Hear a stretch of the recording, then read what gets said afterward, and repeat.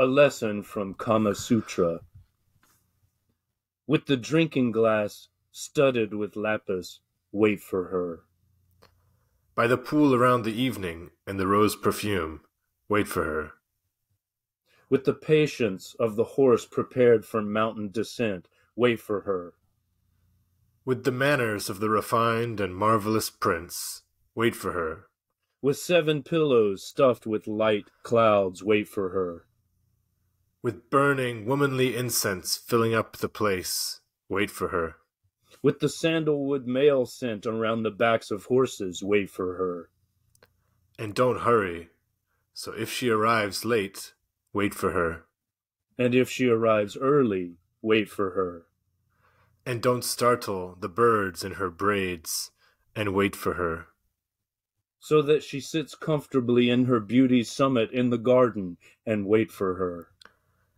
So she may breathe this strange air upon her heart, and wait for her. So that she lifts her dress off her calf cloud by cloud, and wait for her.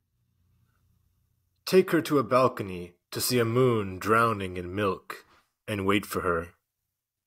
Offer her water before wine, and don't look at twin partridges sleeping on her chest, and wait for her. Slowly touch her hand when she places the glass on the marble, as if you were carrying dew for her, and wait for her.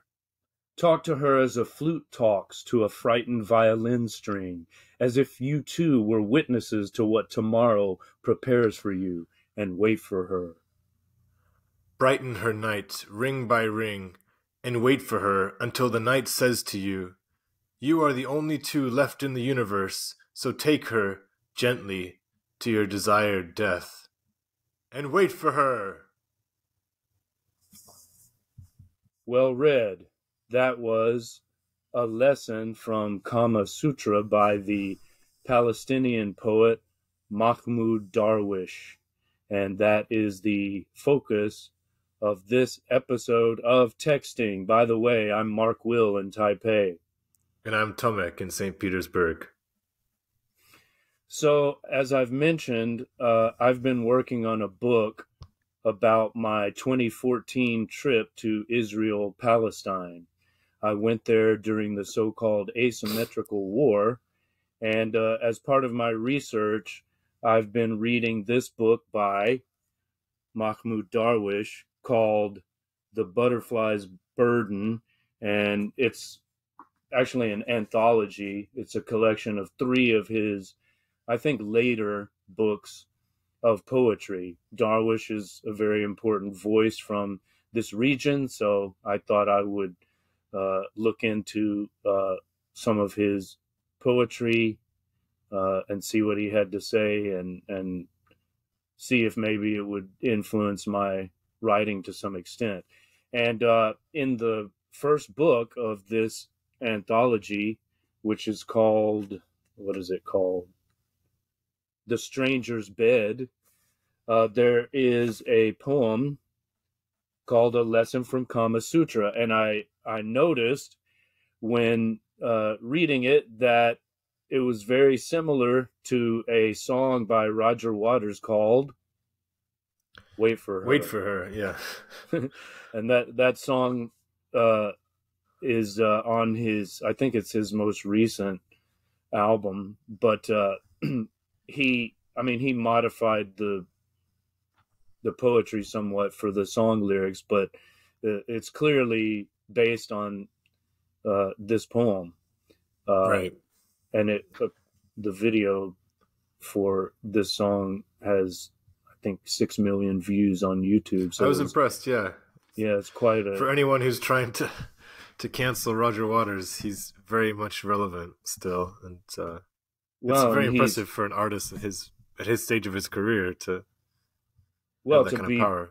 And to be, promoting to audiences that might not be familiar with it, the work of a Palestinian poet. Of course, he's, a supporter of boycott, divestment, and sanctions with respect to, Israel, Eretz Israel, and the Palestinian resistance and protest movement. Uh, so, perhaps it's not so surprising in that sense, but uh, there's quite an interesting case of intertextuality, which maybe we can explore here, but we'll focus on the poem uh, that we just read, and I think we read it pretty well. That was a pretty good performance, if I For a may blind say so reading. myself. Do you want to tell us a little bit more about your vision for this book? Like, how will it compare to some of your previous travel texts? Well, I mean, my most recent travelogue is Postcards from the Nordics, which I Okay, believe you read, and I did. Yep. that was about my 2019 trip to Denmark, Sweden, Norway, Finland, not in that order, but those four countries. I didn't make it to Iceland, and that was quite different in format. The concept there was I'm writing postcards, that is a text and with accompanied by a photograph, addressed to various figures, real and fictional, dead and alive, and so on. Which I can also, Famous and less well known. which also inspired my own text, Coronavirus. About your A trip series, to Egypt. yeah, exactly, a series of letters to my friends, and which you graciously wrote the foreword to. No, that's So go true. on. So So for yeah, this well, text, yeah. this is more. I don't know if we could say conventional, but they're at this point there are no photographs included, but maybe I'll have to rethink that before I publish it. It's already been edited. Oh wow, so it's finished. It is finished, yeah, but I usually take a while considering the notes of my editor before I start formatting the text and putting it out there. So we'll see. But yeah, I mean, I consulted various texts during my research for this book, which is based on the journal I kept those days I spent in Israel, Palestine in 2014, the summer of 2014. But I was inspired by Mark Twain's Pilgrim's Progress. I read some Edward Said. I read Philip Roth's Operation Shylock. What else? Do you want to tell Mahmoud us a little bit Darwish. about how the trip came about, and maybe were you traveling alone or did you have a partner? Well, I went with my wife, and we were visiting an Israeli friend and his family. Okay.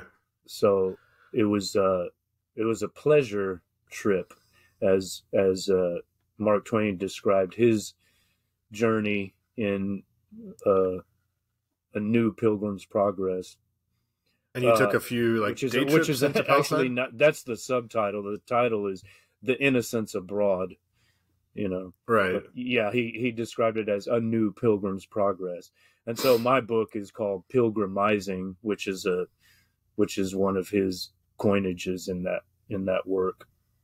Nice. And then you just took a few kind of day trips into Palestine? Well, I mean, we went all over. We were based, I guess you could say, in Haifa, and then yeah, we went to Jerusalem for a few days, and while there, we took day trips. Well, we took a day trip with a Palestinian cab driver who took us to places that Israelis are not allowed to go. So we went to the separation wall and saw, some of the restricted areas, some of the apartheid areas, you might say. Haifa was obviously significant for Darwish because it's where he moved to eventually after a series of forced moves and dramatic life events. Well, let's talk a bit about him. I mean, for me, one very significant detail is his name, right? What a great name for a poet. Darwish, which is, like a dervish. It's exactly that, right? Darwish is the origin of our English word dervish. So, like, I didn't know that. The whirling dervish, the Sufi mystic that spins himself, or I guess herself, we have to be careful these days, around and goes into a kind of mystical trance. And a lot of the poetry in this anthology reminds me of translations I've read of the great Persian poet Rumi. Mm-hmm. Yeah, there's like I don't know, one of the themes I'm encountering so far is like the unclear boundaries between you and I, self and other, male and female, and Darwish often speaks, his poetic persona is that of a feminine voice, right? In several of the poems I've encountered. I want to briefly plug a book that I've read several times now. It's a bit more mainstream, but still very well written. It's The 40 Rules of Love by Elif Shafak. Have you heard of that? No. So she's a well-known Turkish writer. She actually studied creative writing at U of A, where I went. Mm-hmm. And this book is historical fiction about the relationship between Rumi and a famous dervish called Shams of Tabriz, which is it's very well written. It's beautiful. Ladies tend to like it, it's highly recommended. It's a book that's so popular you'll find it at like airport bookstores, But it's called it's really elegant. What's the title again? The 40 Rules of Love. Well, that's interesting because our text today is called A Lesson from Kama Sutra. Kama Sutra, of course, is the Indian, love, sex text. Mm-hmm. And there's a great tradition of these sex manuals or books of love. We think of Ovid's Ars Amatoria. And I don't know that. Other well, that's the art of love, right? Like that's okay. The Roman that's a poet Greek text, Ovid. Yeah. Roman, Latin. Okay. But yeah, I mean, Greeks also wrote extensively about this topic, and I mean, actually, when I told you the title of this piece, you were a bit hesitant to take it on because thought it might be too sexually explicit, but this is not, right? Like, what no, is the title meant to be ironic? Well, I was wondering because when I quickly Googled Kama Sutra today, I mean, obviously I know about it, but mm-hmm. I don't really know it, right? And you just associate it with sex positions, and but it actually translates to principles of love, which is pretty innocuous. Well, in comparison Sutra, as we've discussed before, is text, that's true. Right? So it's love text, or love and sex is sort of understood by Kama. I think it's kind of like that distinction was not as important as maybe it is to us moderns, right? But it's the love text, the sex text. So it's a very generic description. But what does that have to do with the content of this poem that we just read? I mean, what's the message? What's the lesson from Kama Sutra? I mean, I think the refrain is key. Wait for her. Wait for her. Right. So what does it mean? How do we interpret that? I see that as a lesson in patience, right? I mean, if we think of like sex maybe the wrong way, it's like a rushed effort to orgasm, um, and you kind of lose all the poetry of the experience. Mm-hmm. So it's again, even if you think of like our society now is like goal oriented rather than journey oriented, right? Everything's like about just completion. Bust that nut. Yeah, this is officially not going out to my parents. Um, but yeah, so I think that the mere act of waiting or taking your time is interesting because it's yeah, it's kind of revolutionary. That's not the word I'm looking for, but what's something that's like it's like something like that, like defiant. Help me out. I don't Rebellious. know. It's Counterintuitive. no. I want to In say it's in that like in that you know, or paradoxical maybe in that uh the greatest pleasure is to be derived from delay of gratification. right, right. Is that what you're getting at? Yeah, and I'm saying that it's like people saying that meditation is passive, Mm-hmm. right? Because you're just sitting, but actually it's like quite daring and very active because Mm-hmm.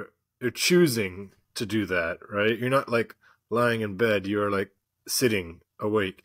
So I don't know, in some way I just feel that the waiting is just so lingering, it's so loving. It's so Well, present. it's also very chivalrous. It reminds me of Yeah. medieval European poetry, which we believe was greatly influenced by Islamic poetry.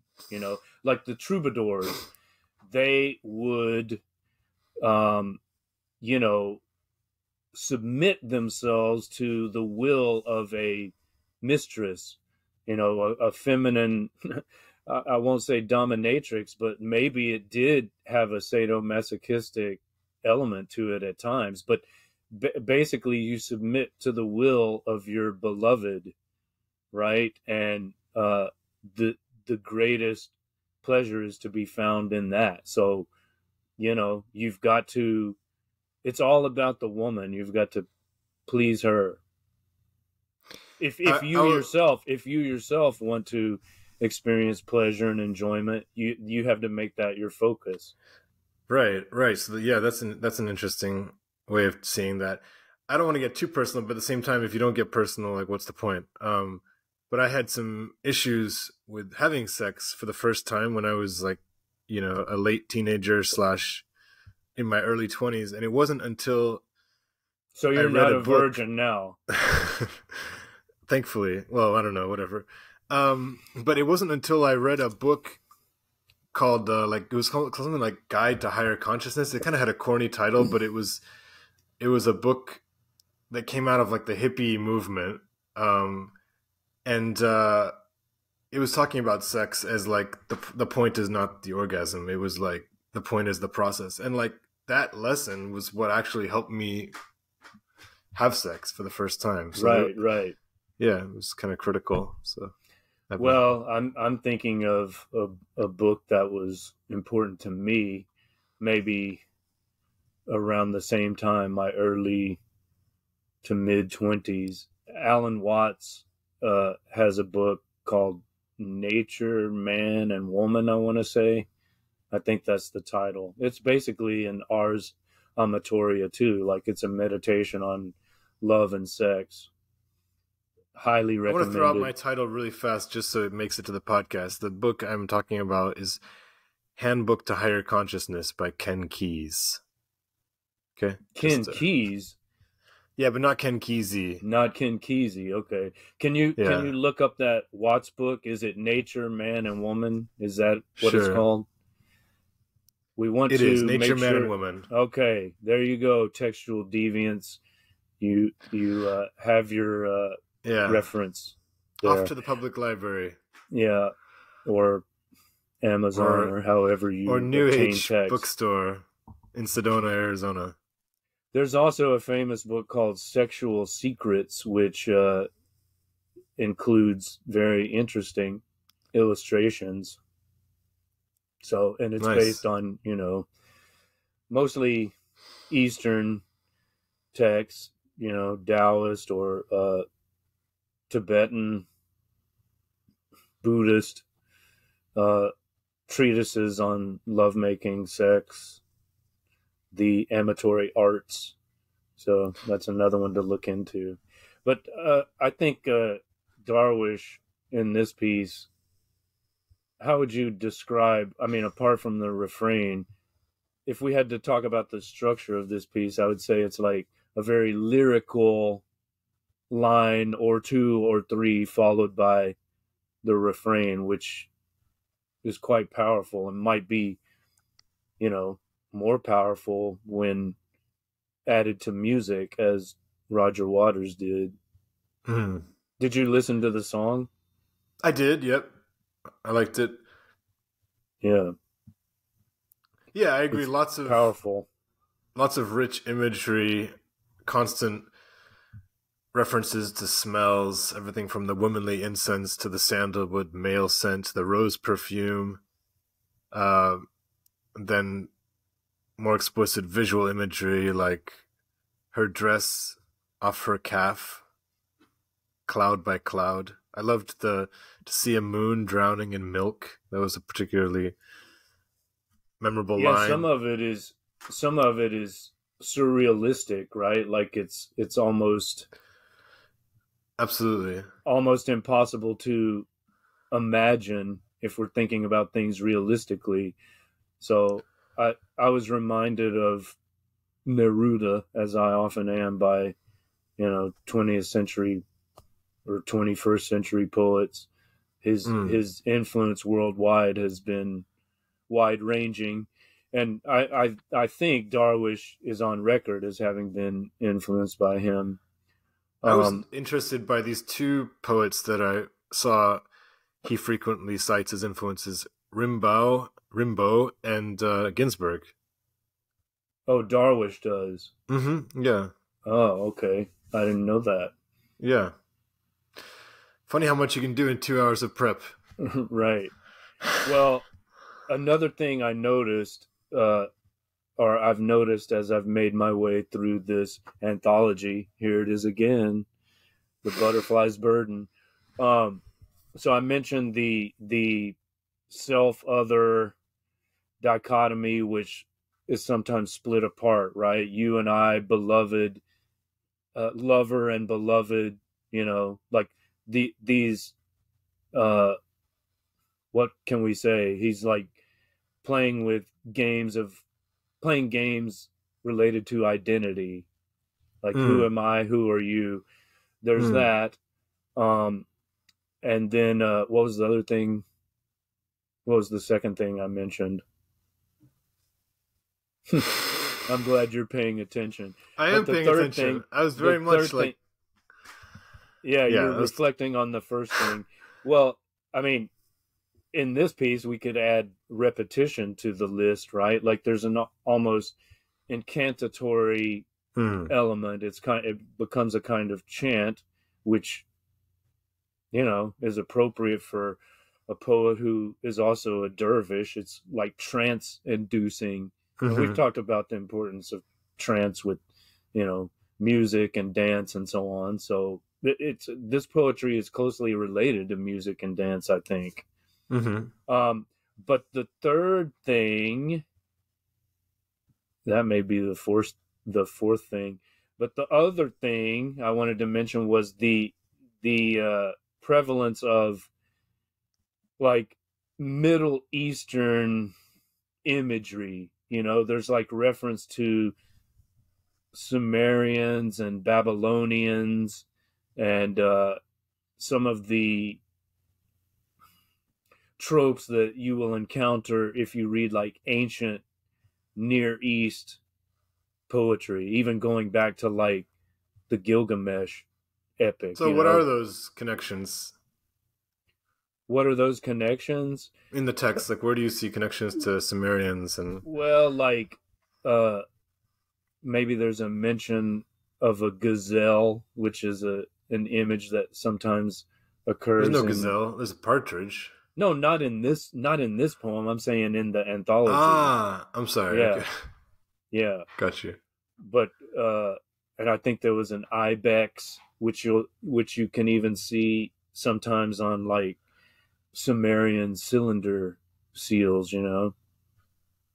I saw a And then cool they're yeah. explicit references like place names, right? Like he's referring to I don't know, Sumeria, Babylon. So it's like, as a Palestinian poet, he's claiming some of that ancient Near Eastern heritage for his dispossessed people, right? Which is, I don't know if you came across well, I think you did. I think you sent me a link to uh, either a reading or an article about probably his most famous poem, Identity Card. And this is what got him. I think he ended up being in prison because Yeah. it became so popular. It became so popular that, you know, it became a kind of rallying cry for the Palestinian resistance movement. And then the Israelis imprisoned the author. Yeah, didn't you quote from that? There's a great I did. line at the end. Why don't you read that line from the end? Because that's powerful, maybe even more powerful and significant than, you know, our textual focus. Sure. So he's being questioned by this police officer, right? As you said. Yeah. And the line that's repeating is "Put it on record. I am an Arab." This is like the refrain from this poem. And the section that I quoted is "Put it on record at the top of page 1. I don't hate people. I trespass on no one's property. And yet, if I were to become hungry, I shall eat the flesh of my usurper. Beware, beware of my hunger and of my anger." That's the end of the poem. Yeah, that's how it ends. So, very powerful. Which I heard that an Israeli politician, I don't remember who, but compared it to Mein Kampf. Okay, well, that's pretty absurd. But you came across that in an article? Yeah, I think it was either the Guardian article I sent you or just the Wikipedia entry. Mm-hmm. Yeah. But I just want to add one more just random detail.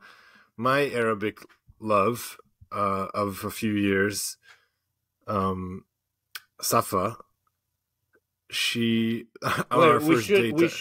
We should point out the original language of this poem and these poems is Arabic, right? That we're reading an English translation by Fadi Judah, who is based in the States, I believe, Palestinian American, I think based in Houston, interestingly, and Darwish actually died in Houston, Texas. That's a strange fact. I'm guessing he went there, you know, to be treated at the medical center. There's a I remember there being some good, right? Yeah, there's a famous cancer center there. So I don't know the details, but I'm guessing that's probably what happened. But yeah, the original language is Arabic, so that should be pointed out. But you were saying your Arabic love, and I love the Arabic language. I mean, I think it's absolutely beautiful. And anyway, on my first date with my Arabic love, and this was where? Give us more background. I'm always a little bit shy when my wife is in the other room, who I absolutely honor. But at the same time, we also should honor our past and the people of our past who made us who we are. It's not a secret. You were based where? I was in Morocco. Yeah, I was in Tetuan, Mm-hmm. which is in the north, and yeah, and I had a relationship of several years with a Moroccan Muslim woman named Safa, and on our first date, I had to wait like I think about 2.5 hours. So Wait for her. exactly, and it was like outrageous, to wait so long. And it was like a What was frequent the theme. issue? She was she worked at a hospital, and she was just a very busy person, and she would frequently be running late. I mean, in the mornings she would always be late to work, so it's like she was late to work, and then I think she would kind of feel compelled to stay, and then she'd be late to her social engagements after work. Mm.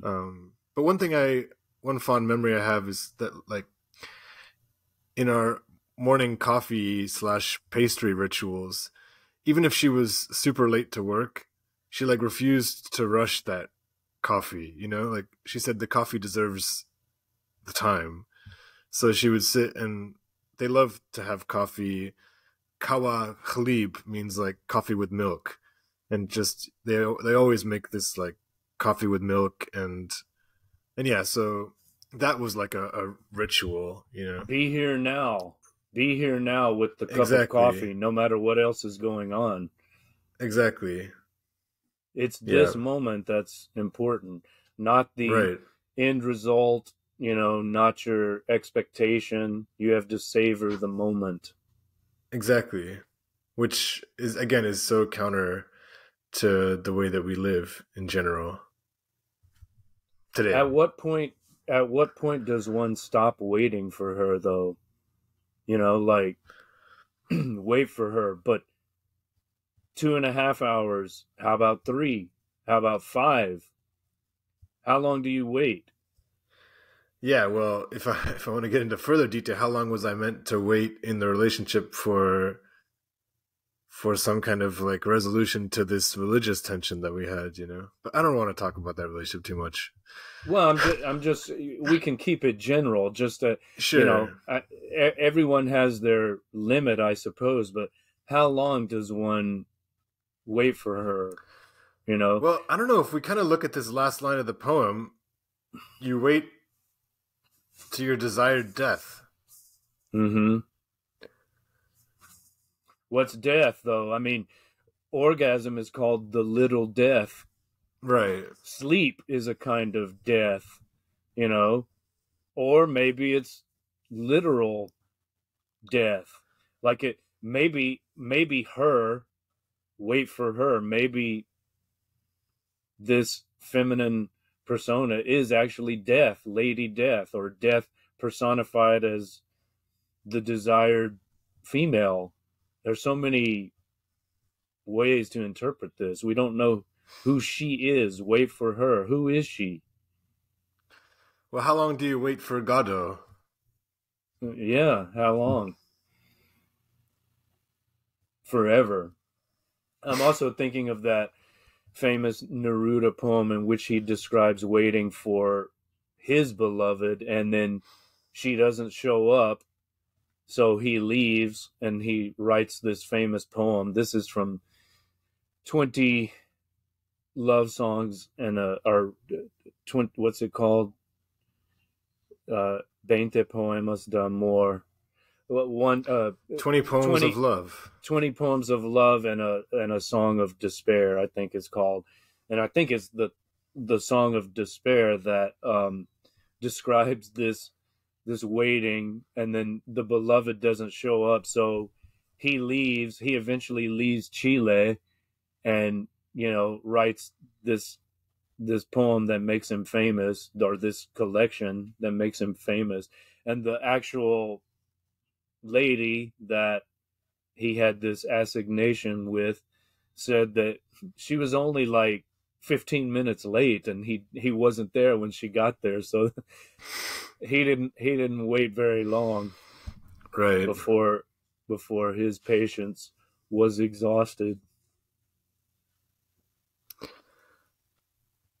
I was suddenly like stressing out about everything that I've said on this podcast. Well, you've revealed too much about yourself, or I don't know. Yeah, I don't know. to be delicate with these things. Well, the woman's heart is delicate. Okay. Maybe I shouldn't probe further, but I think you've kept it pretty general. You haven't been too explicit. There's nothing there's no secret that's been revealed, right? Like everyone that knows you were in Morocco and had a relationship, so that's part of your history. No need to be ashamed. Cheers, man. Yeah. So maybe you can tell us more about. I just wanted to add and if we did want to give this poem like a slight political tint, then the waiting obviously could be waiting for Palestinian emancipation, right? Liberation, yeah. Yeah, so I mean, he was how actually long do they wait for that?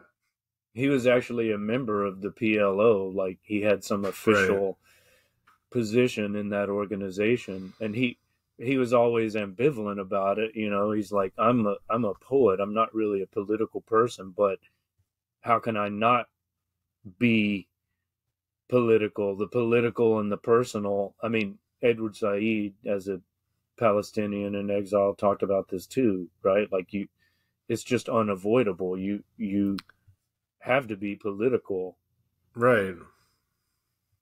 Yeah, and that's always an interesting question for people who are maybe linked to political events, but not as closely as Darwish is.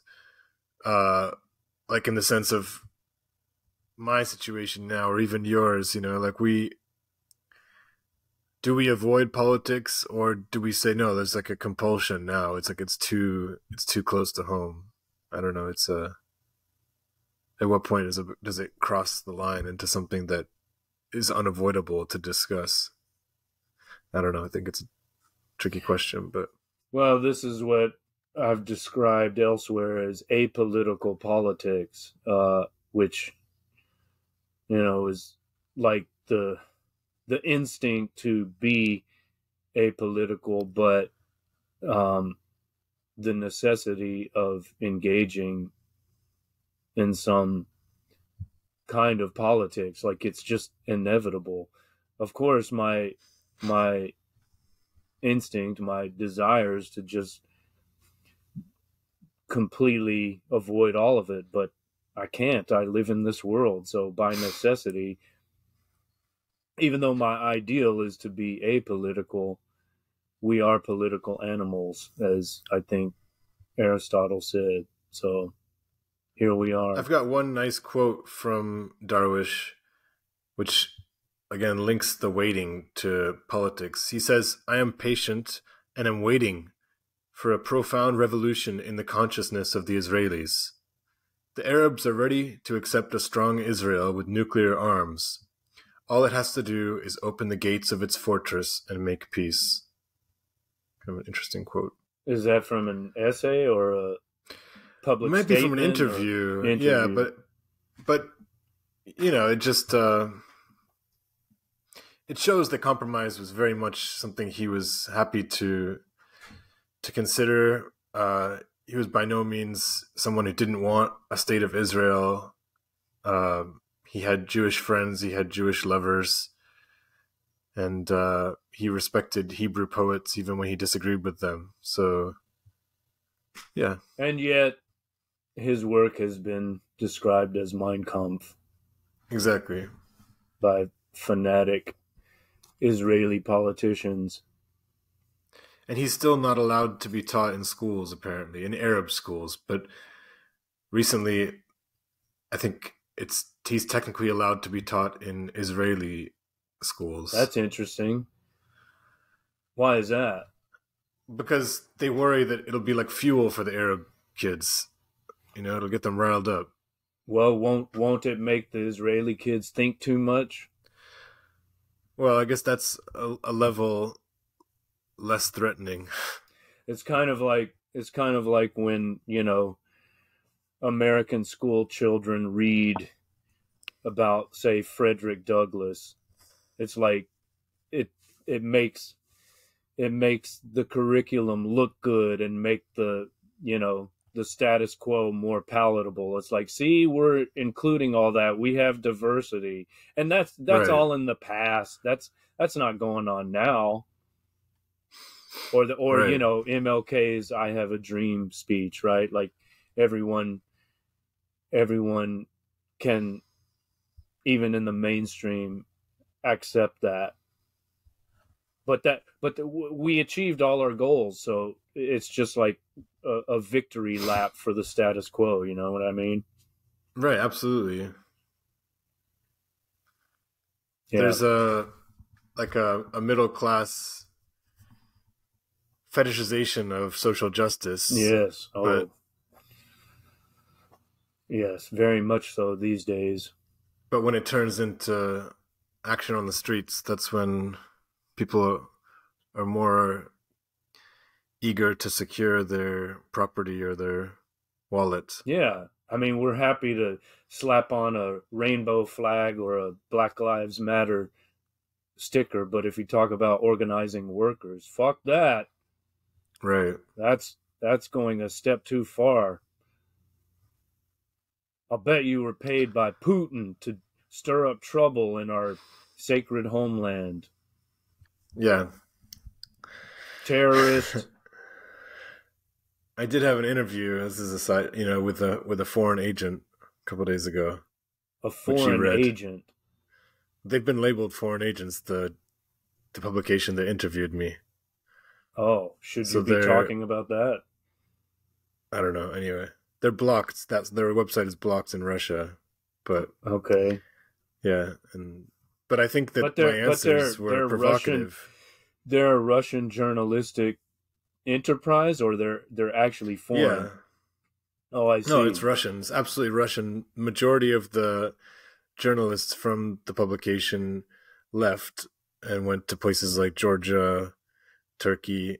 They still have some journalists working in Russia, and the guy who interviewed me was based in St. Petersburg. I see. But among all these like ironies, so I have this like left-wing, whatever that means, liberal publication that we would assume is quite anti-government and anti-war and so on, interviewing me, and I give kind of not pro-Russian answers, but definitely not pro-West answers. So it's like maybe they were looking for me to be more critical of Russia.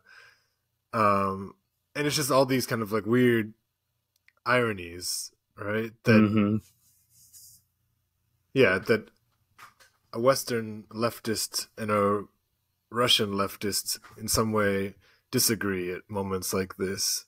And it all comes back to something we've talked about. Sorry, just that liberals tend to start by criticizing the self or the country they live in, right? So it's like my buddy Max is going to come visit me today, and he's super left-wing, and he describes me as like the most pro-Russian friend he has. You know, and I tease him and say, well, you're my most Europhile friend. So it's like the liberal looks for the salvation in the other in a way. And you can even like stretch it out to religion, right? People who are critical of the religion of their state tend to fetishize religions of other places, right? Like, oh no, Buddhism is the one. It's got the pure stuff rather than the tarnished Christianity, and maybe vice versa. So it's interesting how these things overlap. Well, people may not know what we're talking about, but I did read your responses to the interview questions, and I thought they were quite well informed and sincere. I enjoyed reading your responses, and I found myself agreeing with them. Well, you've influenced me. Well, I'm Dad. I'm not in the same position. I don't live there, so I don't know what it could be like. Or no, my what friend it is Anna like. praised me and said that what she liked is how sober my view was, that it was like a resistance of both sets of propaganda. Yes, I don't want to take too much credit, right? But yeah, I think you successfully avoided, endorsing both I don't know if we can say extremes, but you seem to take a Well, both neat narratives, right? Both of yeah. the neat but clearly biased and subjective narratives, which don't attempt to complicate this topic, that this experience that we're going through. Yeah, I mean, you're if there's a takeaway from it, you're basically saying it's complicated. It's there's plenty of you know blame on both sides, but you're also willing to call out. You're not. It's not like, oh, both sidesism, like Right. that's kind of a defeatist attitude. You're clearly calling out what you see as the wrong on both sides of the argument, let's say. Yeah. Okay, well, I don't have much more to say. I mean, this is shorter than most of our episodes, but I think that's okay. If we don't have anything more, no need for us to drag it out. What do you think? Any last Fine. Yeah. I thoughts? mean, thanks for introducing me to this poet. He's clearly important. He's the most widely read poet in the Arab world. I read that one of his appearances in a Beirut stadium drew 25,000 people. So he's as close maybe as you can get to a poet rock star. Yeah, I was gonna say that sounds like a rock star audience. Again, And that's a parallel with Neruda, who was widely, acclaimed and quite popular with the people. I mean, what Western poet would have that kind of audience? Maybe the guy from Northern Ireland, Seamus Heaney, right? He was pretty popular, so much so Ginsberg that his fans were got close. called Heaney boppers. Okay. Ginsberg, yeah, maybe Carl Sandburg back in the day. I mean, I can make the Carl argument that Sandburg, though, rappers take that position to some extent. And if you got somebody like Kendrick Lamar, who's like clearly a very good lyricist. So, I mean, like the really top echelon of rappers, because I won't say every well, I was rapper is a gonna, poet, but yeah, well, I certain. was gonna say Bob Dylan, who Right. won the Nobel Prize, right? But Right. if you think of Carl Sandburg, he also was a musician, right? Like a lot of his poetry was set to music. When he made appearances, he would sing and play banjo as well as recite. Allegedly, I wasn't there. Believe it or not, that was before my time. But the connection between poetry and music, which is long standing. I mean, there's that ancient connection. Uh, is sometimes forgotten in modern times, right? Like we think of, I don't know, T.S. Eliot, who is not as musical maybe as other poets could be, right? Like we think of him as just a literary poet, Mm. and Sure. I mean, the whole there are principle of other rhyme is examples. music, right? Yeah, And so it's much of sound poet. I and mean, sense. what's interesting is that I'm teaching a unit on poetry right now, and we started out with kind of more traditional forms. I mean, if you want to call them traditional, but stuff like haiku, limerick, sonnet. Anyway, they have a set structure, and now I want to go into free verse, which seems very much like the Western mainstream dominant form for contemporary and modernist poets. But when Russians read these free verse poems, they're often like confused. Is this poetry? Because they're so used to poetry having form and rhyme. Mm-hmm. So I don't know. It's just it's interesting in the sense of like again linking poetry with music. Well, I mean, that's the Hebrew poets, the ancient Greek poets. you know, their poetry, their verse, their lyrics were accompanied by harps or lyres, you Mm, know. mm, Lyric is related to the word lyre, you know, not mm. Liar, but Lyre, the musical instrument. So Right.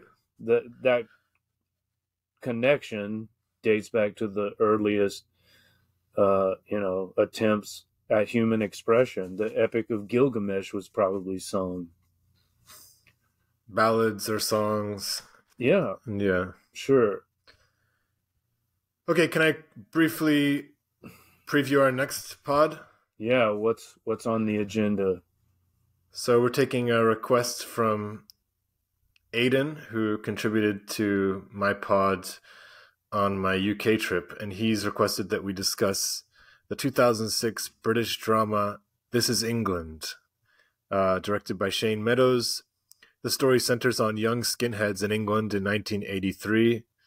The film illustrates how their subculture, which has its roots in 1960s West Indies culture, especially ska, soul, and reggae music, became influenced by the far right, especially white nationalists and white supremacists, which led to divisions within the skinhead scene. And Interesting, this is right up this is there. a documentary film, or It's just a film. I think it's just a drama, it's a but dramatization of historical events, but it's a feature yeah, film. yep. And I think it's interesting how it's gonna show these two sides of skinhead culture, because there is that side that was actually skinheads who were liberal and again listening to black music, to Mm-hmm. reggae, and then you have this like these other associations, of racist Nazis. So that'll be interesting to explore how those two cultures clashed. Nazi punks, Nazi punks, Nazi punks, fuck off. That was a Yeah, dead exactly. dead Kennedy song. Nice, exactly. So I'm sure you'll have plenty to contribute to this episode. Okay, we'll see. Maybe you can find me a version that I can A watch Russian here. bootleg. Yes, a No Russian worries, I got bootleg. you. I love Russian bootlegs. All right. Until next time, people, thanks for your attention and interest. Cheers.